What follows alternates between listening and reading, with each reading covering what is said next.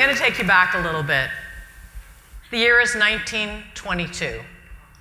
We're in Shanghai, and a beautiful baby girl is born to an adoring Cantonese mother with her young, also dashing British customs agent. And they're so happy. And then the year is 1929, and that dashing, young British customs agent dies of complications from pneumonia. Casting a young Cantonese woman with a young child who is Eurasian in 1929 in Shanghai into a world where the British government severs all ties and denies that they ever existed, casting them into a world of poverty in an area of the world that's about to go into war. For the next few years, there is war, extreme poverty, close to starvation, and horrors that are too graphic to tell. Now, in that world, people could have crumbled. In fact, many people did crumble. Many others were paralyzed. And some thrived.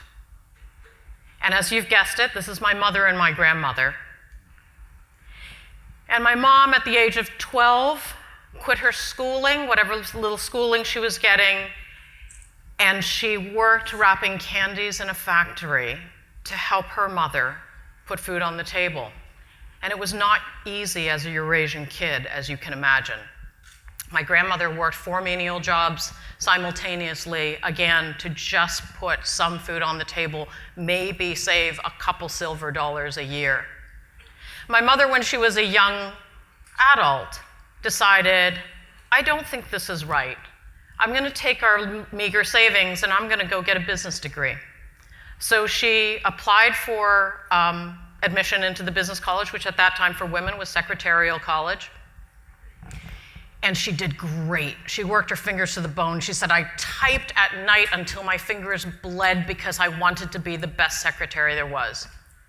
And in the end, this Eurasian kid who would get beaten up several times on the street heading off to school or her factory job, parlayed what was a debility at the time, which was being Eurasian, to marrying that with a set of skills and being the best and most coveted administrator in Shanghai, because this Eurasian kid spoke perfect English, spoke perfect Mandarin, spoke perfect Cantonese, and spoke perfect Shanghainese. So let's talk about agility, right? What is agility? Well, Merriam-Webster would say agility is being quick and nimble. Great, that's awesome. That is the outside image of something or someone who is agile, right? The underlying definition of agility is being creative, resourceful, and adaptable. So resourceful and adaptable. And of course, I'm a little bit biased because I'm talking about my family, but if that wasn't resourceful and adaptable, I don't know what was. And I've always taken that as an example for my life of if my mom and grandmother could go through that, then certainly I could do anything. They eventually ended up doing very well and were able to bring up, along with my father, a great, a great family and very devoted kids who are trying to carry on their legacy. Now you might ask, so are people born agile? Do you have to be born with that DNA to be agile? And I don't think so. I mean, I'll give this for you to ponder.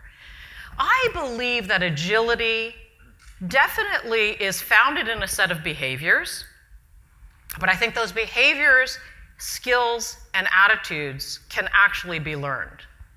Agility, in my mind, is based on 4 key attributes. Number one, you have to have a healthy dissatisfaction with the status quo. And I emphasize the word healthy in dissatisfaction, right? Because there's tons of people who are dissatisfied. You know, you go to work with some of them, right? You know, they turn up and say, I don't like this job, and I don't know.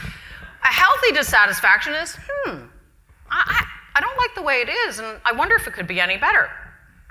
And that's the other part. The second thing, besides a healthy dissatisfaction, is then saying, I'm going to be intellectually curious about this, because I wonder whether there's something better out there. Then the third attribute is having optimism, and not crazy optimism that's unrealistic, you know. It's more about a pragmatic, practical optimism that I know tomorrow can be better, and I know there's a different world out there. And then the last anchoring attribute is a very strong resolve to act. So you put all those together, and I believe you can build people and you can build yourselves as more agile people with having a healthy dissatisfaction, an intellectual curiosity, optimism, grounded optimism, and a resolve to act. There's a great book out right now that's called A More Beautiful Question. Author is Warren Berger. And he posits that people who do great things ask just more beautiful questions. They go into not only the why something is what it is, but also the 5 levels of why, and continue to delve deeper and deeper and deeper. Continuing on, not just why, but then ask, what if? What if something were different? So why is it? Then what is if something were different? And then, just as I said earlier, on the fourth thing, on the resolve to act, he says one more thing. The last question is, what am I going to do about this? So not, geez, I wish someone would do something about this, or I wonder if someone will do something about this. But the critical thing is, what am I going to do about this?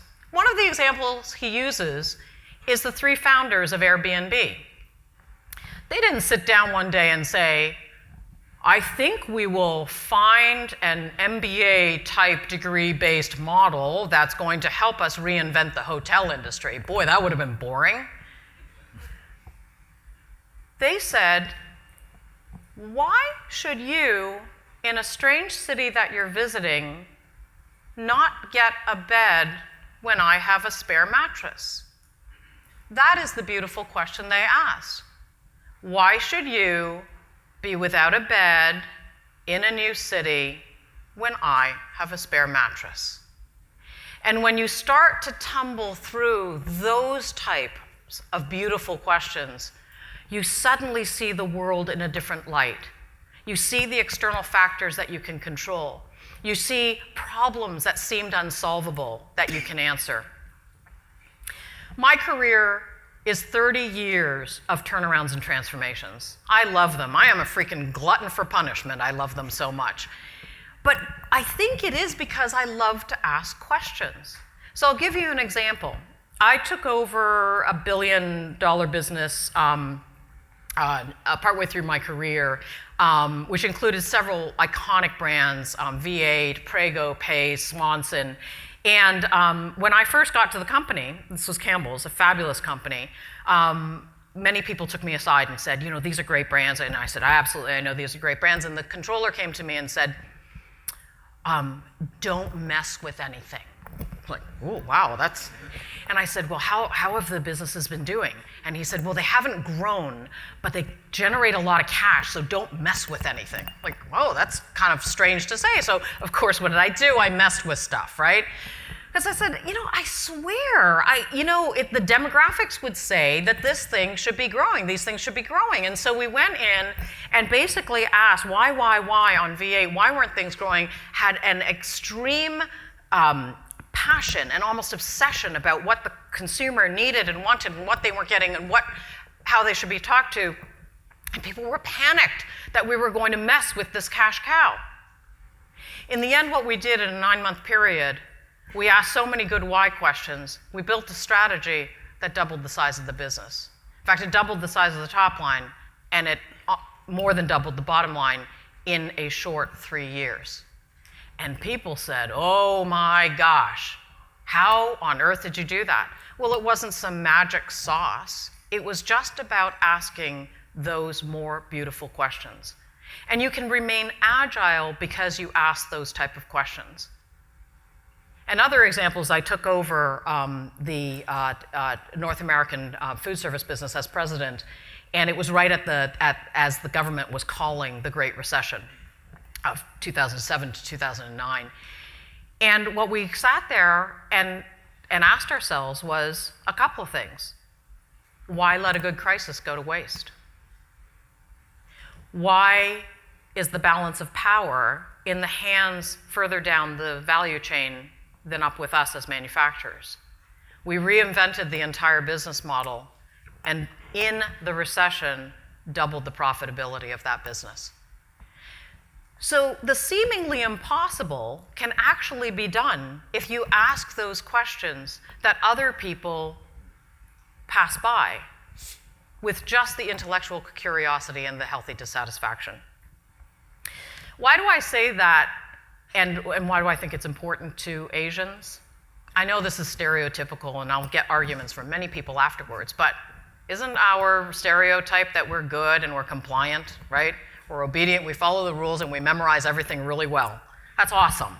And it is awesome, because we do very, very well on that characteristic as well. But I would encourage us, especially in the Asian community, to also ask why and what if. Because when you go back in history, Asians have created, innovated, discovered some of the most important discoveries of civilization. Paper, for gosh sakes, hello, right? DVDs, all this fun stuff, Pokemon. All the really, really important stuff like Pokemon.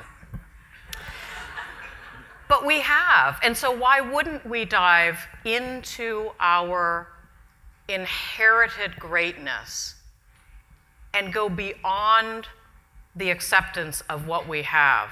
Because when we do that, we will continue to build our cultures as some of the most agile and creative people that we deserve to be because of our heritage. I'll finish up with one thing. I have a favorite saying in business. And it happened, I've remembered this saying a lot because it's come into my life where I've turned businesses around and people said, oh, Irene, you're so lucky, right?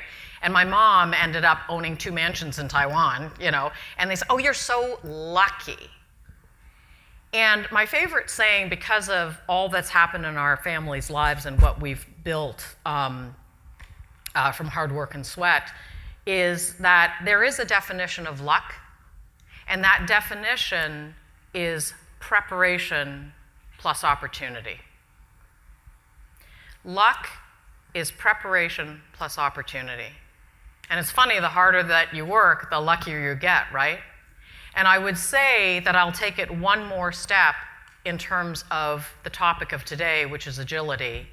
And that whole idea of preparation is what makes you agile.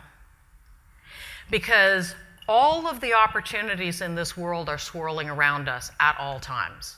All of the opportunities are swirling around. Preparation are the glasses that we put on to see those opportunities that are invisible to the naked eye. And that brings the agility when the time comes and variables around us change. So that's it. Thank you very much.